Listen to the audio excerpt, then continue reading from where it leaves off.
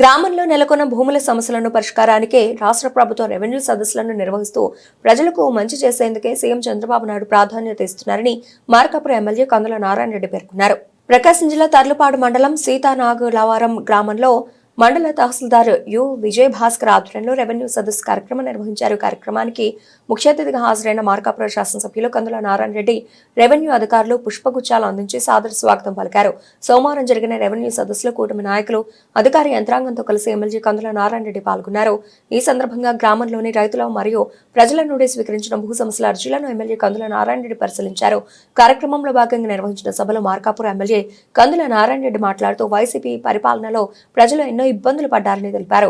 కూటమి ప్రభుత్వం ఏర్పడి 6 నెలలు గడుస్తోందని, రాష్ట్ర అభివృద్ధితో పాటు ప్రజల సమస్యలు పరిష్కారం ధ్యేయంగా ప్రభుత్వం పనిచేస్తుందని ఎమ్మెల్యే కందుల నారాయణ రెడ్డి పేర్కొన్నారు. రెవెన్యూ సదస్సుల రూపంలో ప్రభుత్వం ప్రజల కోసం ఒక మంచి కార్యక్రమం రూపొందించిందన్నారు. ఏపీలో ప్రజలకు ఉన్న ప్రధాన సమస్యల్లో భూ సమస్య అని చెప్పారు. అలాగే వైసీపీ ప్రభుత్వం కొన్ని కార్యక్రమాలను వాళ్ల స్వలాభం కోసమే చేసుకున్నారని విమర్శించారు. భూ హక్కుదారులకు పూర్తి హక్కులు కల్పించడమే కూటమి ప్రభుత్వ లక్ష్యమని ఎమ్మెల్యే కందుల నారాయణ రెడ్డి అన్నారు.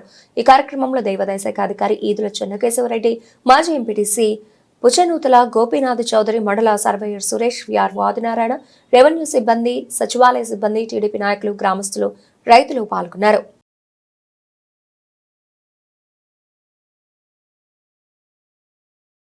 మార్కాపురం నియోజకవర్గంలో ప్రతి మండలంలో కూడా బ్రహ్మాండంగా జరుగుతూ ఉన్నాయి. గత పాలకుల నిర్లక్ష్యం వల్ల గతంలో జరిగినటువంటి వైసీపీ ప్రభుత్వ పరిపాలనలో జరిగినటువంటి అనేక తప్పిదాలని, అనేక రకాలైనటువంటి భూ కబ్జాలను ఈరోజు ప్రజలందరూ కూడా వెలుగులోకి తెస్తూ ఉన్నారు.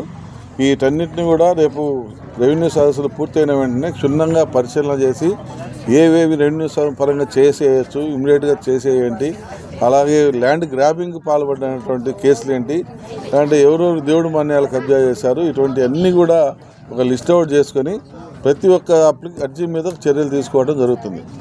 ఎందుకంటే ఈ యొక్క రెవెన్యూ సదస్సుల్ని ప్రభుత్వం చాలా ప్రతిష్టాత్మకంగా తీసుకుంది. ఈ ప్రతిష్టాత్మకంగా తీసుకున్నటువంటి ఈ కార్యక్రమాన్ని విజయవంతం చేసుకోవాల్సిందిగా ప్రజలందరినీ కూడా మార్కాపురం నియోజకవర్గ ప్రజలందరినీ కోరుతా ఉన్నా.